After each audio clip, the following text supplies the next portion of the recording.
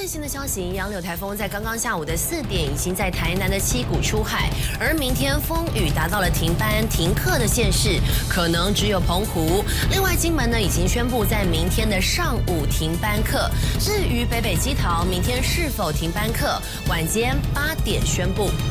再来关心的最新状况呢，则是要来把镜头转到了台东。台风的这个狂风暴雨侵袭了台东市区更生路的加油站招牌，不敌强劲的风势被吹倒。连线记者范宇翔。 好，我现在所在的地方是在回到台东的市区。那现在这傍晚时间可以看到，现在风跟雨的感受还是相当明显。我们从这个角度当中，你可以看到，在市区的这个铁皮大楼旁边的这个招牌，其实正在就是摇摇欲坠，不断的被吹拂，随时有可能会掉下来。另外再看到旁边这是这一处加油站，画面非常的触目惊心。您看到它的整个铁皮铁架，甚至整个支架全都抵不挡这个杨柳台风强劲的风雨，整片是直接倒了下来，甚至地板上都还有一些零星的支架，就散落在一旁，还可能随时被风不断的带往的路上跑，因此其实来说这边是相当的危险。我们气象署也特别持续针对台东地区一样发布的是大豪雨警戒，另外也观测到在今天中午左右的时候，在富冈地区已经出现了15级以上的强阵风，因此呢，其实在这段时间风势雨势还是会持续蛮明显的，尤其是台东市区还有岸边，可能都还会出现6米高以上的浪高。建议观众朋友要持续做好防台工作。以上台东的最新掌握，把时间交还给彭磊。 台东市区的风雨强劲，就连新建当中的社会住宅阴架都被强风给吹垮。而目前最新的状况，时间交给佑金。 是的，主播可以看到钢架由上往下崩落，脱落的钢条还没完全散，在空中随着风向边转好几圈，边支离破碎，随后才完全碎掉，坠落地面。中台杨柳台风登陆台湾，从早上开始，东部地区特别是台东可以说是灾情连连，而惨况再添一桩。 一处还在装修的社会住宅，敌不过豪雨强风的肆虐，摇晃多时后还是被吹散。对面大楼民众拍下这一幕，有人质疑：这难道是负责工人知道台风要来，却也没有好好固定钢架吗？这真的是太危险。目前得知，因为台东地区风雨太大，路上人本来就比较少，钢架砸落才没有造成伤亡。而到底是工人的疏失，还是风雨真的比想象中还要再更强？一切都等灾后重建时好好理清。 以上最新主播。绿岛是风雨最前线，而环岛公路上呢，到处都是松脱的石块，铁皮看板也都被吹翻。不只是现在记者站在路上都站不太稳，连雨衣也被吹破，连我们来看到山上的水流原本是垂直而下，但因为现在强风把这个水都往上吹，不仅是往上吹之外，看起来就像一缕烟一样。 绿岛柴口浮潜区附近有瀑布从山壁直冲而下，但狂风暴雨真的太强，大力把水往上吹，变成水往上流、逆流而上的奇景。记者在现场都必须蹲低马步，稳住身体才能前进。记者所在位置就是在绿岛的公馆渔港，我们可以看到现在室外呢风势雨势是非常的强劲，尤其是绿岛暴风侵袭率是达到100%，现在浪高已经拍打到6公尺以上，长浪一波一波拍打上岸。 海浪甚至超过了防波堤，风势真的好大好惊人，居民更连续收到2次国家级强风警报。绿岛可能出现14级以上阵风，相当于时速150公里，旁边管制的三角锥全都被吹坏，倒成一片，路上篮子乱飞，路边铁皮瞬间被强风吹开。 杨柳台风来势汹汹，中央气象署预估会直扑而来，登陆台东，绿岛更是风雨最前线。暑假的潜水圣地因为台风来搅局，街上一个人都没有。随着台风逼近，阵风和雨势越来越强劲。 不止海边长浪吓得大家不敢出门，从南寮渔港到龟湾路段，整条环岛公路上山坡坍方，石块都掉落。看到这里是环岛公路的16.8公里处，可以看到现在这边已经有明显的土石松落，没有防护网把松脱的土石接住，落石甚至滚落到马路中间，占据道路。杨柳台风步步逼近，绿岛首当其冲，居民只希望狂风暴雨赶快过去，早日恢复从前的夏日光景。东雄吴依林、肖宇智、李一如绿岛报道。焦点转到了南台湾，在屏东的恒春马路淹水，当地的居民表示呢，已经好几年没有看过马路变泥流的恐怖景象。时间交给炫君。那主任让持续带来关心洋流台风在恒春半岛这边的最前线动态。我现在所在的位置呢，就是恒春镇上的环河北路跟环河南路这边，可以看到呢，整个马路上都已经到处都是泥泞跟泥流，而且整个积水的状况是相当也严重。整个水呢是从旁边的后山的山坡的山沟后面这边全部汹涌而涌过来。而居民呢，当地的居民是说，这个水的状况呢，是大约下午3点多的左右的时候就已经是这个情形，等于说已经大约在1个多小时都没有退了。而且呢，居民还说呢，这个状况上一次出现这个状况呢，是好几年前的其中一次台风。不过呢，这次不晓得为什么前一段时间上个月的西南气流下很多雨都没有淹成这样子，但是这一次洋流台风雨没有下的那么多，就形成了这个状况。有居民猜测呢，疑似是上面的山沟的小水库的这个水门有打开，导致整个山水的洪水溢流溢到这个马路上面来。也可以看到呢，现在现场的这个刚刚也有警察来现场交管，而整个的这个恒春镇上的这一带基本上是交通大乱的一个情形。不过，而且呢，在过去那边有因为民众他家里住的地方比较低洼的关系，洪水、泥水全部都流进家里面，现在都忙了清扫，都觉得相当的麻烦，甚至要出来采买一些家庭晚上要吃的晚餐都没有办法出门，就怕机车抛锚。那以上也是我们在恒春镇上掌握到的最新消息，将时间镜头交还给棚内主播。基隆同样风势强劲，有公庙的广告看板倒塌，压到了底下的轿车，让车主好无奈。整座鹰架倒在轿车车顶，从另一边来看，帆布也整片盖在车上，好几名工人烦恼着怎么把鹰架给搬开。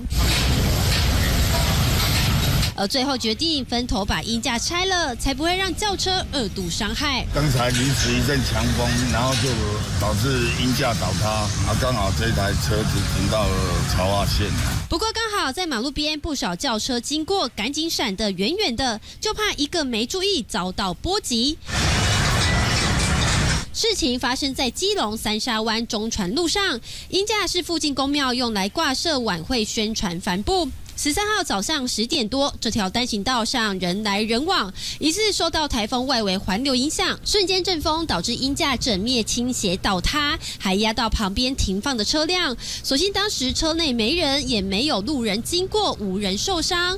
不过轿车停的地方画了槽化线，已经明显违规。哎呀，违规啊！已经跟你讲这不要乱停的啊！据了解，车子是附近饮料店员工暂时停放，车主发现爱车被砸，人也到现场查看，手里还拿着被砸毁的车尾翼，相当无奈。庙方就表示已经跟车主达成和解，会再讨论赔偿事宜。不过车子违停的部分，警方没有接获民众举发，不会开罚。但公庙看板没有申请就搭设，已经影响公共安全。基隆都发处将开罚，尤其台风来袭，万一砸到人，后果难以想象。东森新闻吕国宝在基隆采访报道。受到了台风的影响，桃园机场附近的气流不稳定，导致了有许多的班机不断的重飞，像是一架日本名古屋飞回了台湾的班机，3次降落都失败，而最后呢，只好转降冲绳那霸机场。飞机起飞不是要出发，是因为受到台风影响，气流不稳定，飞机只能不断重飞。另一架班机也在重飞，这种画面已经不是第一次。光是白天，这架从名古屋回来的班机已经重飞2次，挑战第3次也失败，最后只好再转降那霸机场。受到洋流台风影响，13号上午11点多，侧风较强，离场航班可以顺利离开，但到场的航班考量安全，将会重飞或转降。截至12点50分，总共8部航班因为风切转降到其他机场。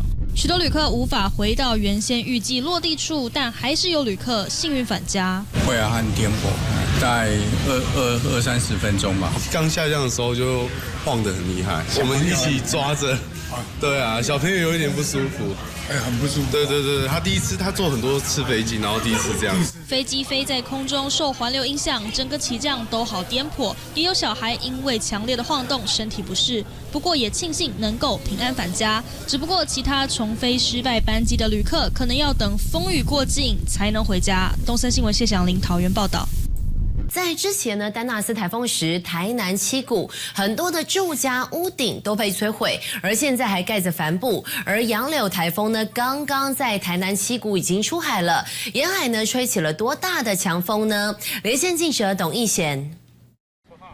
好，我们继续带来关心目前在台南七股这里的最新状况。那目前我所在这个地方是在七股的这个顶山里这里。那么可以看到呢，在我后方的这一处住家，它的这个铁皮呢，整个都被吹开来。那么就是刚刚有一阵风，当地的居民都收到了14级强风的警讯的简讯。因此呢，在这里看到，其实呢，这户人家这里本来是他们的房间，不过后来呢，就在这个丹纳斯台风的时候就已经被摧毁了。我们来看看现在屋主呢，这个地方没办法住，而且在这一次的风灾呢又被摧毁。那么现在呢，铁皮都被吹出来。我们来请教一下屋主，你今麦住伫倒位啊？从这边我都住，我都住啊，今麦住在这边啊。啊，恁倒的人嘞？啊，阮倒的人嘛是差不多住在遮，无法度只好住遮。但是这个风就透诶，迄个瓷器哦，阮顶管的屋顶拢破去，啊，迄个瓷器有来甲阮用啊。嘿，啊，即摆要吹甲无去安尼。无啊，有啊，搁跌啊。你是用一种固定的吼。固定的。那像这样子的话，吹到这个铁皮都已经整个都跑出来，而且其实会影响到交通跟安全。对啊，啊无法度啊，你今嘛无法度去用啊，风这样透，很危险呐。很危险哈。哎呀。所以就可能等到风灾之后才能够来做处理了。是，我们可以看到，其实这是呢受灾户的无奈，因为他们的屋子呢现在呢已经是变成这个样子，没办法住，只好住在旁边又比较小、比较窄的地方。那么这边的居民其实都很明显感受到，因为呢这个里它靠海非常的近，也因此呢在没有任何遮蔽的情况之下，只要是台风又或者是呢强风、大雨一来，这里的这个原本受灾的地方就会是这个样子，可能呢还会有2次的伤害。那么包括稍早之前我们拍到了整个屋顶上呢帆布都被掀开来，那么这些受损的房屋恐怕也是难逃这一次的风雨了。这是目前我们在现场所掌握到的最新情况。主播，台风来临前夕呢，台中经传有民众失联。这是一名39岁的男子，在12号的凌晨独自攀爬了乌日区的步道，结果跌落了8公尺深的山沟。这一名男子呢，痛地打电话跟家人求助之后，随即失联。警消上山搜寻，花了8个小时，终于找到了人。而继续呢，则要来关心的是，有妇人呢开车到了这个北宜公路，但想不到呢，当时由于台风天，连人带车坠落了80公尺的深谷，幸好呢紧急求助之后，顺利被救出。小姐，好好的，再来。小姐，你有听得到我讲话吗？救难人员不断呼唤，叫了好几次，妇人才终于有反应。1、2、3。来再一个，来1、2、3。8月13号接近中午时，63岁的王姓妇人想趁暴风雨前的好天气，独自开车出门，行经北宜公路时没有操作好车辆，导致她连人带车翻落隔壁80公尺深的山崖。独自行动还能报案，全靠车辆自带的紧急求助系统。车辆滑落边坡，内建紧急求救电话自动触发，拨打给救难人员。你是自己开车，然后不小心滑下去，是不是？对。那你现在人哪里有受伤吗？有。啊，我同事已经上去找了。因为那个坠落的深度是很陡峭的地形，所以就在搜救的时候不易发现那个患者。所幸王姓妇人当时意识清楚，在不易发现的80公尺深山崖按喇叭，让救难人员更能锁定受困位置。目前妇人已经送医救治，这回还好有车辆的紧急求助系统救了妇人一命。东森新闻戴志坚、吴才贤、王佑金宜兰报道。